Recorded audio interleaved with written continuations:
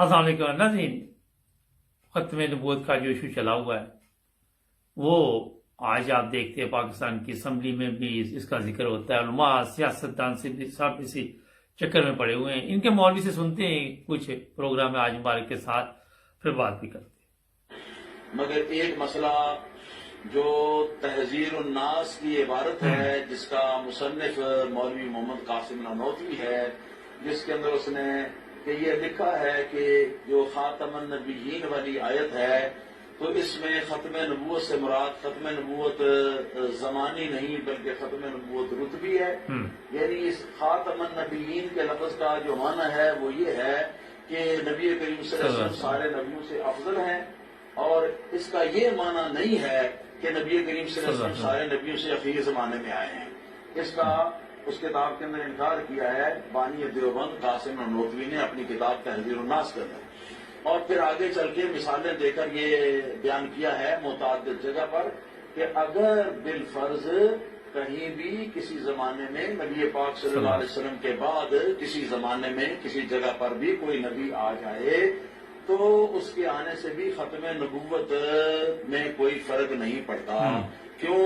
کہ وہ تو زمانے کے اعتبار سے سرکار کے بعد آیا ہے جی. اور آیت کا جو مطلب ہے وہ یہ ہے کہ خاتم النبیین کا معنی ہے کہ رتبے میں نبی کریم صلی اللہ علیہ وسلم سب سے آخری رتبے پر ہیں، سب سے اعلیٰ رتبے پر ہیں، آپ کے برابر کوئی نہیں ہو سکتا.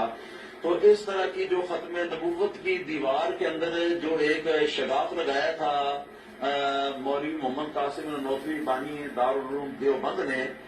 دیوبندیوں کے بڑے بزرگ نے، تو اس کے اوپر عرصہ دراز تک یہ علماء سنت و جماعت علماء دیوبند سے یہ خط و کتابت کرتے رہے اور ان کو دعوت توبہ دیتے رہے، مگر اس کے باوجود یہ کہ توبہ کرنے کے لیے کوئی تیار نہ ہوا. آخر کار حضرت امام اہل سنت مجدد دین و ملت حضرت مولانا شاہ احمد رضا خان فاضل بریلوی قدس سر العزیز،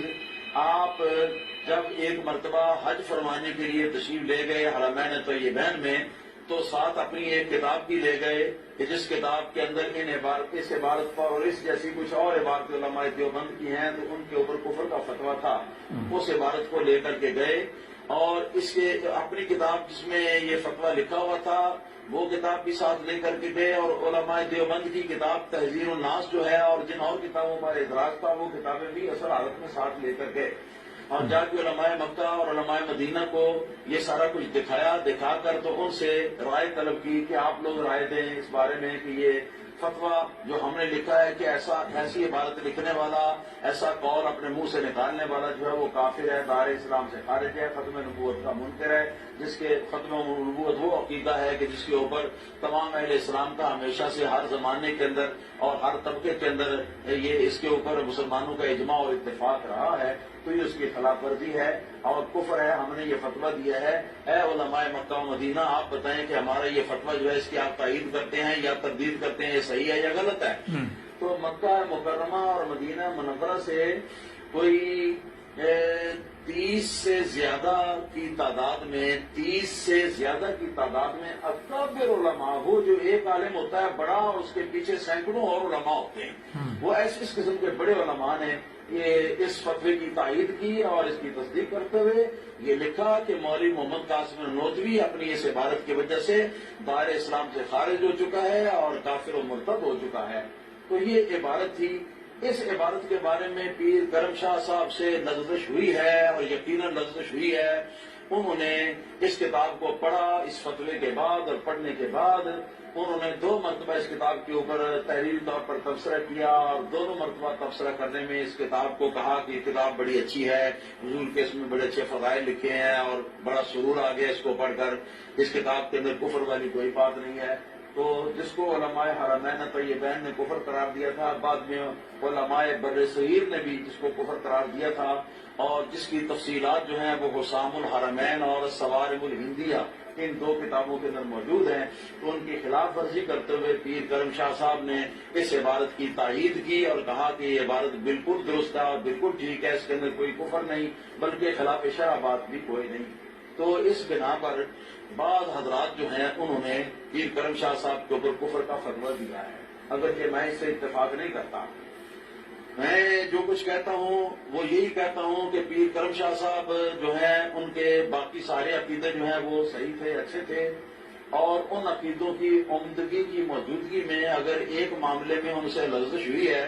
تو یہ جان بوجھ کر نہیں ہوا یہ معاملہ، یہ کسی وجہ سے کوئی یہ چکر ہو گیا ان سے، کسی وجہ سے یہ کام جو ہے ان سے ہو گیا ہے، اور ان کو سمجھ میں یہ بات نہیں آئی ہے، جس کو ہزاروں علماء کرام نے سمجھ لیا، اس کو پیر کرم شاہ صاحب نہیں سمجھ سکے، تو اس بنا پر ہم امید کرتے ہیں کہ ان کے باقی عقائد کی وجہ سے اس سلسلے میں جو ان سے لغزش ہوئی ہے تو اس لغزش کو اللہ تعالیٰ شاید معاف کر دے، یعنی ضرور نہیں کہ معاف کرے، ہمارا جو خیال ہے وہ کہ ضرور نہیں کہ معاف کرے، لیکن شاید اللہ پاک معاف کر دے۔ تو اس لیے بندہ عاجز کا جو طریقہ ہے کہ بندہ عاجز تو کافر کا لفظ نہیں بولتا، لیکن یہ کہ انہوں نے ایک کفر کی تائید جو ہے وہ ضرور کی ہے۔ اس بنا پر ہمیں پیر کرم شاہ صاحب سے کی ذات سے ہمیں کیا نام ہے یہ ان سے شکایت ہے، اور انہوں نے یہ کام کیا۔ اس کے علاوہ ایک اور عبارت ان کی تفسیر کے اندر کچھ لوگوں نے تلاش کی ہے کہ جہاں انہوں نے یہ فقرہ بولا ہے کہ قدرت کی ستم ظریفی دیکھیے، کیا قدرت کی ستم ظریفی دیکھیے، قدرت سے مراد اللہ تعالیٰ کی قدرت ہے تو اللہ تعالیٰ کی صفت ہوئی، اور قدرت بول کر تو یہ کیا نام ہے استعارہ اللہ تعالیٰ کی ذات سے اگر ہو مجاز کے طور پر تو پھر اللہ تعالیٰ کی ذات مراد ہوئی قدرت سے، اور پھر آگے ستم ظریفی کا لفظ جو بولا ہے، ستم ظریفی کا معنی کیا ہے؟ ستم ظریفی کا معنی ہے کہ ظلم بھی کرنا اور مذاق بھی کرنا، مذاق کے انداز میں ظلم کرنا، بات سمجھ رہے ہیں؟ ایک ہے مذاق کرنا، یہ ایک علیحدہ چیز ہے، ایک ہے ظلم کرنا، یہ ایک علیحدہ چیز ہے، مطلب دونوں کو ملا کر کرنا یہ ستم ظریفی ہے۔ تو ستم ظریفی کا جو فقرہ ہے اس کو پیر کرم شاہ نے یہ منسوب کیا ہے اللہ تعالیٰ کی ذات کی طرف یا اللہ تعالیٰ کی صفت کی طرف، اور اللہ تعالیٰ وحدہ اللہ شریف جو ہے جی ناظرین، یہ اصل میں آپ کو اس لیے آج اور جی ناظرین ابھی جو مولوی صاحب نے فرمایا آپ نے بھی سنا، مقصد آج اس پروگرام کا یہ تھا جو میں آپ کو بتانا چاہ رہا ہوں کہ یہ سب ٹرک کی بتی کے پیچھے لگے ہوئے ہیں۔ اگر ایک آدھا مولوی کہہ بھی دیتا ہے کہ یہ ترجمہ جناب اس طرح ہے تو اس کو بھی کافر کہنا شروع کر دیتے ہیں۔ پھر آپ نے سنا جس طرح کے سعودی عرب کے علماء کے بارے میں کہ انہوں نے بھی فتویٰ دیا، فتویٰ فوری طور پر دے دیتے ہیں، لیکن اگر آپ غور کریں تو کہیں بھی آپ کو ان کی اسلام کی کوئی خدمت نظر نہیں آئے گی۔ اس کا اندازہ آپ یہاں سے بھی لگا سکتے ہیں کہ سعودی عرب کی بات کر لیتے ہیں۔ سعودی عرب کے علماء نے بقول ان کے 30 علماء تھے، ایک بڑا مولوی تھا، باقی چھوٹے تھے، انہوں نے کافر کا فتویٰ دے دیا جناب کہ آپ نے یہ ترجمہ یہ کیا۔ مگر سوچنے والی بات یہ ہے کہ اگر وہاں کے علماء بھی اسلامی تعلیمات کے مطابق چل رہے ہوتے، اسلام کی اچھے طریقے سے خدمت کر رہے ہوتے، تو آج سعودی عرب میں جوا، شراب، شباب کی محفلیں نہ چلنی شروع ہو جاتی۔ ایک طرف یہ کہتے ہیں کہ آج کسی مسیح کی ضرورت نہیں ہے، ایک طرف ان کی حالت جو ہے اس کا اندازہ آپ لگا لیں کہ کہیں بھی آپ کو جو نبی پاک صلی اللہ علیہ وسلم والا اسلام ہے سوائے احمدیوں کے نہیں ملے گا، اور میں کئی دفعہ بتاتا ہوں کہ حقیقی مسلمان احمدی۔ اب ہوتا یہ ہے کہ جو ان کے بڑوں نے کہا انہوں نے اسی کے مطابق زندگی گزارنی شروع کر دی، خود تحقیق نہیں کی، خود پتہ نہیں کیا،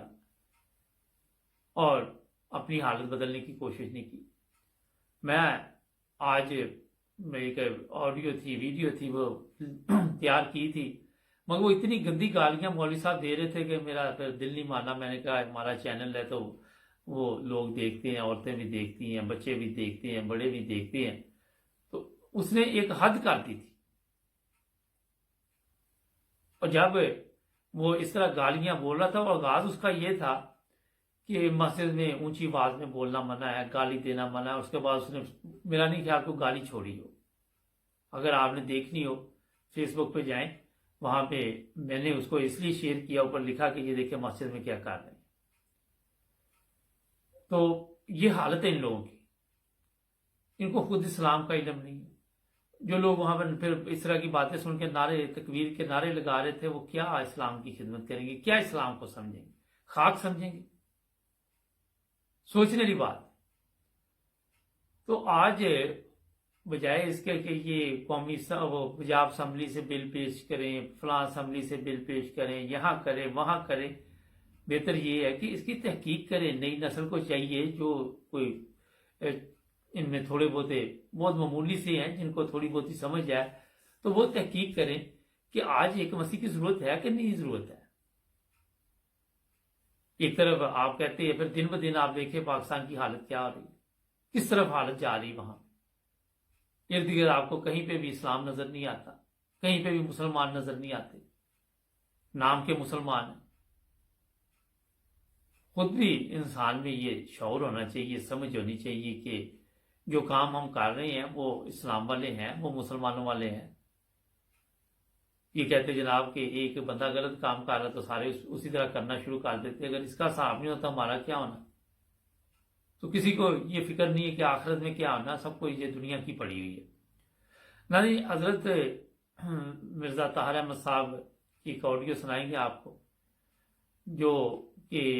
آج کے علماء کے بارے میں انہوں نے بھی بتایا، تھوڑا سا اس پہ بھی میں بات کرنی چاہوں گا۔ ایک بریک لیتے ہیں، بریک کے بعد وہ بھی آڈیو سنتے۔ جی ناظرین، بریک کے بعد آپ کی خدمت دوبارہ حاضر، یہ سنتے ہیں، ذرا اس پہ بات کرتے ہیں۔ کرتا ہوں اہل پاکستان سے، ان کے چھوٹے، ان کے چھوٹوں، ان کے بڑوں، ان کے اہل دانش اور عوام الناس سے، جو کچھ پاکستان میں ہو رہا ہے، کیا ان کے نزدیک آن حضرت صلی اللہ علیہ وسلم کی یہ پیشخبریاں پوری ہو چکی ہیں یا نہیں ہو چکی؟ کیا وہ علماء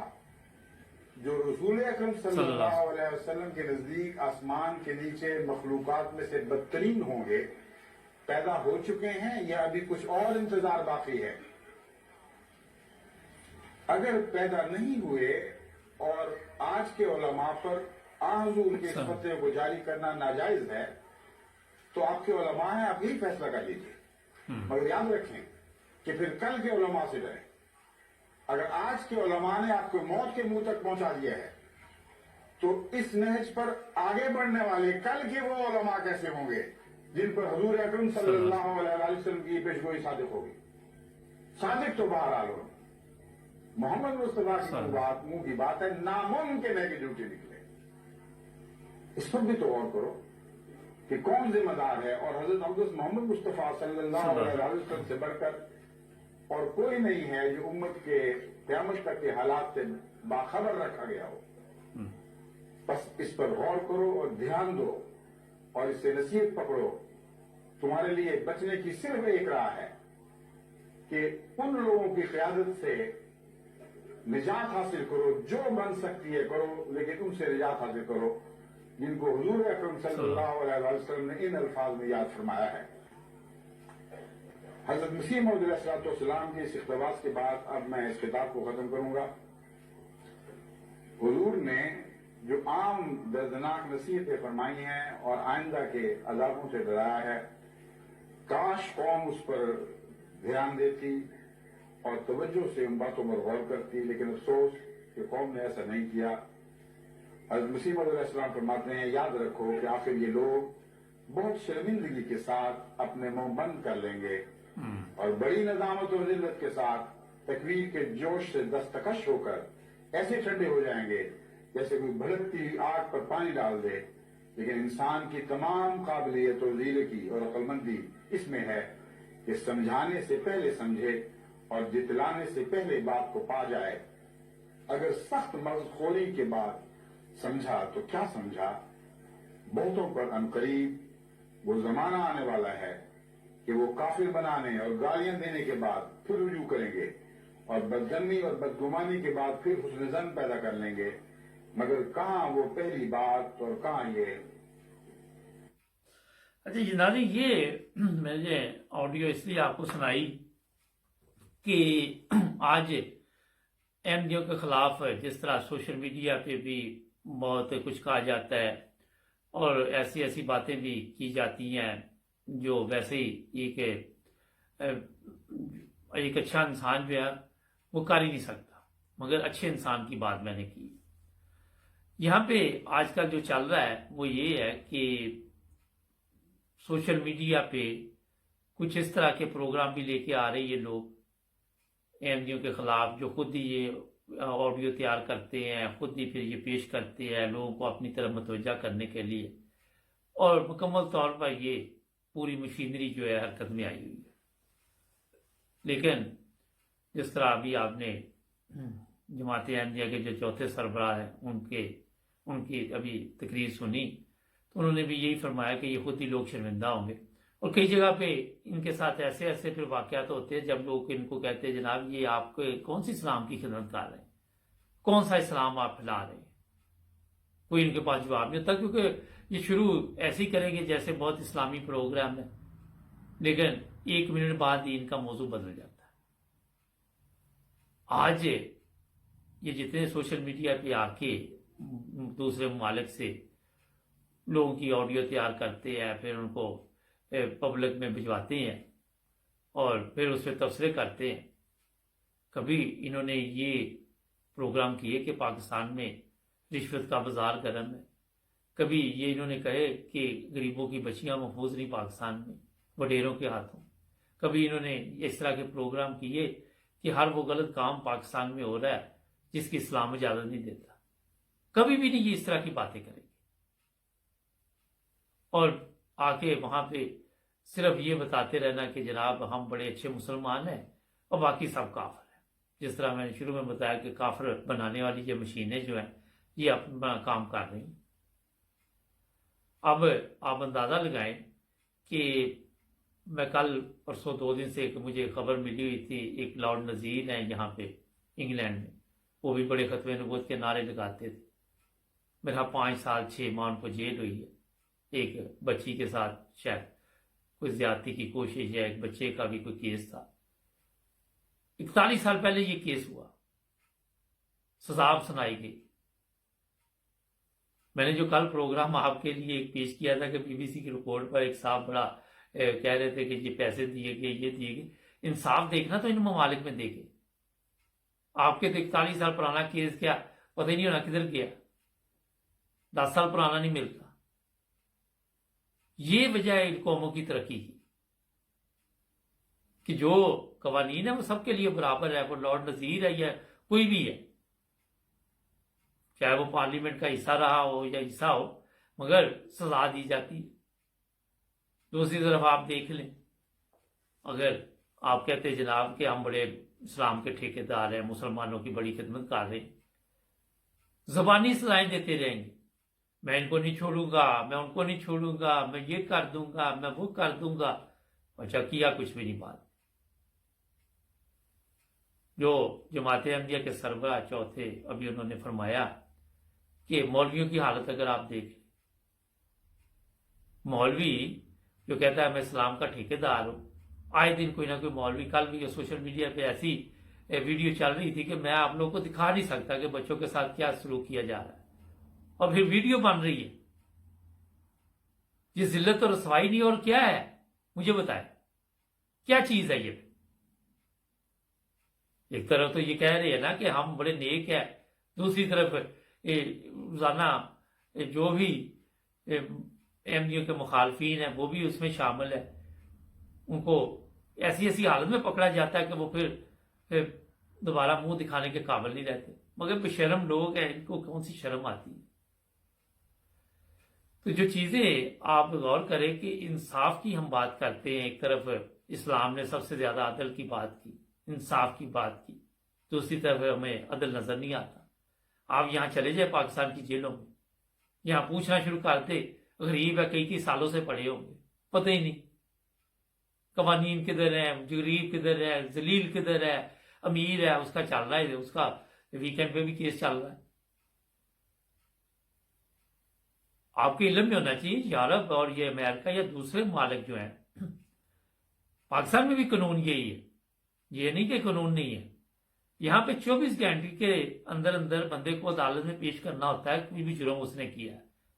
وہ عدالت کے ریکارڈ میں آتا ہے، تو ایک جج کو پتا ہوتا ہے کہ ایک بندہ جو ہے وہ جیل میں بھیجا گیا اور اس پہ جرم کیا ہے، آپ کو تو وہ بھی نہیں پتا وہاں پہ کہ کس جرم میں گئے، اب بعد میں آئے گا جی क़यामत की निशानियां, 30 साल बेकसूर जेल में मर गया, 20 साल क़यामत की निशानियां, क़यामत इससे और बड़ी क्या होगी? ना आपके पास खाने के लिए कोई खालिस चीज है, ना पाने के लिए खालिस चीज है, झूठ, फरेब, धोखा, ये चीजें आपको मिली। इसलिए मैं आपको ये बताऊं, अपने जो हमारे देखने वाले हैं उसमें ऐसे लोग भी हैं जो समझते हैं कि अहमदियत बाकी ठीक है, हकीकी इस्लाम है, उनके तहकीक करनी चाहिए कि नबी पाक सल्लल्लाहु अलैहि वसल्लम के बाद आज किसी इमाम की जरूरत है या नहीं है। ये दुनिया दिन ब दिन जिस तरह अभी फरमाया जमात अहमदिया के जो चौथे खलीफा थे, उन्होंने कि दिन ब दिन जो आज की हालत है, फिर अगले तो इससे भी क्या हालत होगी। अगर 30 साल पीछे चले जाए तो थोड़े बहुत बेहतर थे, थोड़ी बहुत शर्म या थी, अब तो वो भी खत्म होगी। वक्त के साथ साथ लोग तरक्की की तरफ जा रहे, हम जहालत में तरक्की कर रहे हैं, ये फर्क पड़ रहा है। तो गौर और फिक्र की जरूरत होती है। ये नहीं कि अगर आपके बड़ों ने कोई गलत फैसला कर लिया तो आप भी उसके पीछे लगे रहे। इसलिए खुद भी तहकीक करे, जो चंद लोग जिनको थोड़ा बहुत इल्म है, पता तो करो भी आपके भी ये तर्जमा करते थे, अहमदी भी करते हैं, फिर फर्क कहां पे पड़ रहा है। वहां ये नहीं कि डरते रहे कि आपको वो फतवा दे दे कि जनाब ये काफिर है। पहले कौन से एक दूसरे को आप मुसलमान समझ लें, सोचने वाली बात है। सारा दिन यही काम चलता है वहां पे, और क्या चलता है। नाज़रीन, जुड़े रहना एमरोज़ टीवी इंटरनेशनल के साथ। हमारे चैनल को भी सब्सक्राइब करें। मिलेंगे कल नए प्रोग्राम में। अपना ख्याल रखें।